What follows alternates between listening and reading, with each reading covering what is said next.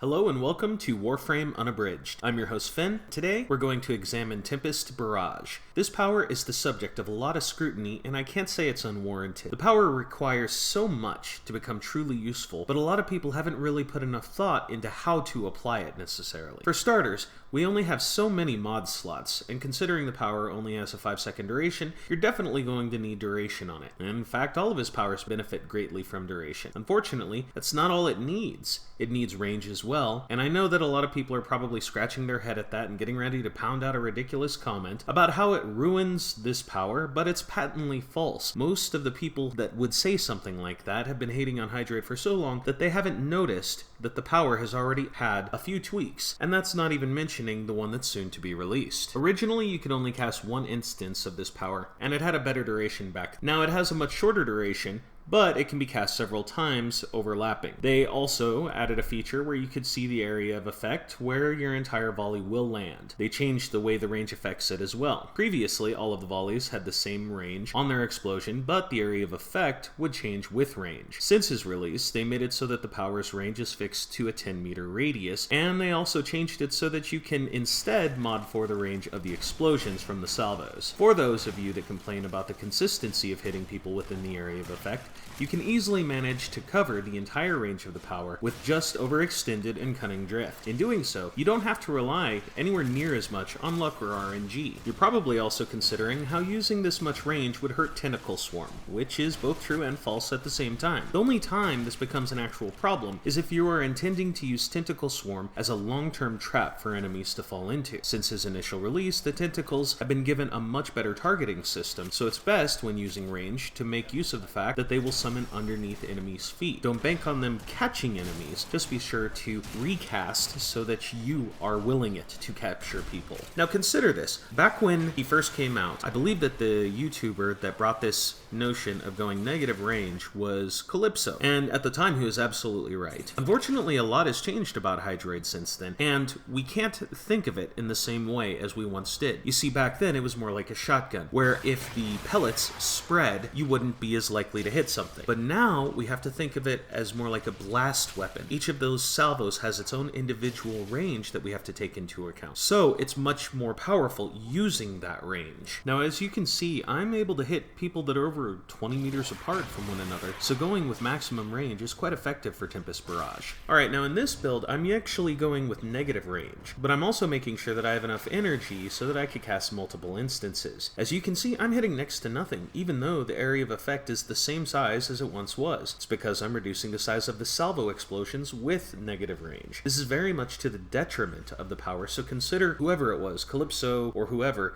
to be a bit out of date at this point. The closest you can get to making a negative range high duration build work on this is by casting a plethora of instances, but this still allows enemies, as you can see, to simply walk between the salvos as if they were never there in the first place. So when modding, just remember that it has a fixed area of effect, and range now augments the explosion radius. Now the key weakness this power has, at least in my opinion, is the casting speed. First off, you lose a lot of versatility by the fact that you interrupt everything that you're doing for a 2-second long cast. And that's not all the power casting, but the casting actually is still like 1.5 seconds, but it's about 2 seconds from the moment you cast it that you're going to see the first salvo hitting. Now the tweak that was announced by Rebecca on Twitter is a very welcome change for that reason. Even if the casting speed remains exactly the same, this tweak is still going to provide a lot more versatility because you can remain mobile while using the power. And given that he doesn't have the best durability by any stretch of the imagination, the ability to remain in motion while using this power is going to seriously prolong his life. Now in the past, identical tweaks were done to powers like Soul Punch and Radial Blind, and both powers are much more useful than they once were because of it, and I think that as they hammer out the issues with Tempest Barrage, this is not only a welcome change, but it's also a very good step in the right direction. Now before we get to the builds, I really want you to consider the fact that there are very few ways that you can change a power like this other than scrapping it altogether without making the power severely overpowered or severely underpowered. Consider this, if they increase the range of the AoE, it could provide a similar situation as that of his original kit, where it was more difficult to hit items because of the size of the salvo. If it made it so that the entire AoE is subject to the effect every time a salvo falls, it would become overpowered because it would literally keep enemies pinned to the ground for the entire duration. If we were to enhance the duration,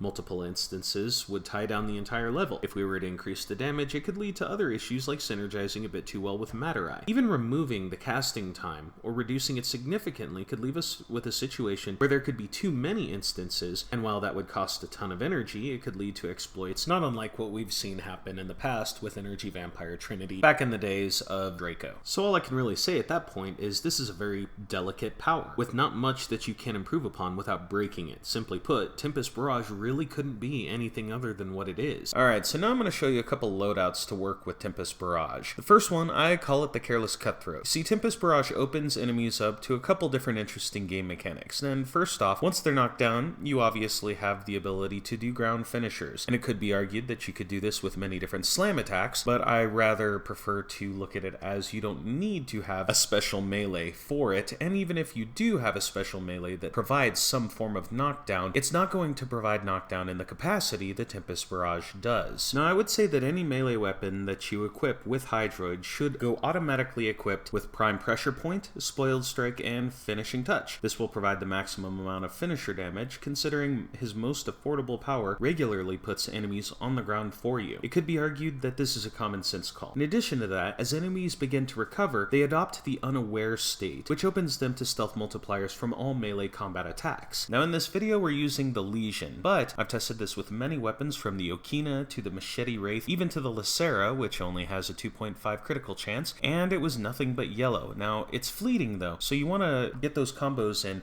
immediately as soon as they begin to recover, or you're just going to be doing base damage. Now it would be irresponsible of me to imply that you're always going to be in scenarios like this, but this is the simulacrum, and so you're never going to come across an optimal situation like this where all of the enemies are perfectly grouped together. So choose your combos wisely. In missions, this is going to be a very difficult build to pull off unless you've focused on skill. If you're just going shing shing shing with Excalibur, or if you're using a noob cannon like Mirage, you're probably not going to be pulling something like this off anytime soon. It requires a good battle awareness, it requires good timing, and it requires a lot of patience. But if you can manage those three aspects of it, you can find yourself with a combo multiplier in the high thousands in a matter of minutes. And in the instance you get overwhelmed, you just drop into Undertow, which provides the same unaware status while recovering. So if you go for a damage over time melee build, you can constantly dunk them and re-emerge them, and that will renew the stealth multipliers. This can seem kind of boring, but it enhances your survivability by making you invincible. It will continue to grow your combo counter if you happen to have Relentless Combination, and you can regain health if you've got Curative Undertow equipped, and if you enhance your DPS significantly every time you re-emerge. It's an effective and relentless build that excels at protecting defense points, and for the style of gameplay, when you re-emerge, if you don't have the time to recast Tempest Barrage, you could always just go for a ground pound, which has a chance of summoning a tentacle, even if it's not with a weapon that has a specialty ground pound to supplement your attacks.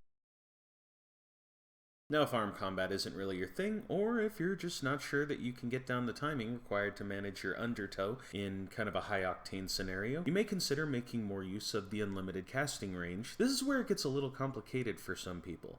You see, there are three range types when it comes to Tempest Barrage. The first range is the salvo explosions we discussed earlier. That's kind of the most important and the kind that you should mod for. The second is the area of effect, which is essentially the border in which all of the salvos will make their impact before exploding. The third is both important and kind of unimportant, and that is the casting range. Now, it's important to note because it has an unlimited casting range, meaning wherever you put that reticle, that is where the area of effect is going to take place. It doesn't matter how near or far, but it is unimportant because negative range will not impact this in any way. Now, for this style of gameplay, perhaps you would like to make use of the splash damage weapons, like the Ogress, which we will be using in this video, and it is equipped with the Night Watch Napalm mod. Also, for this video, we are going to use Corroding Barrage, because you don't get finisher multipliers when you're using ranged weaponry. This will strip their armor over time, eventually leaving them with no damage mitigation. But, as you can see, it does take quite a while to do once you get into high-level content. Now, we're facing level 145 Bombards at this point to see if our Ogress can outpace theirs. Now, we have every advantage in this scenario because we are they're outside of their true threat range,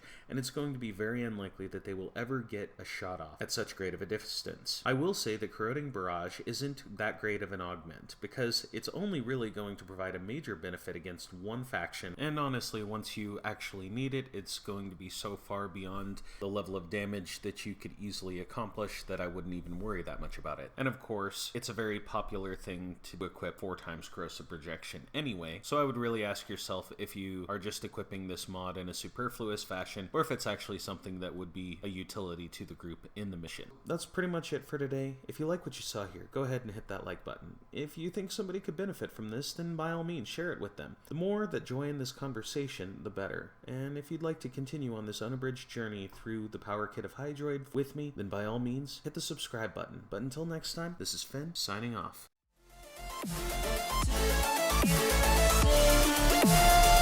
Yeah.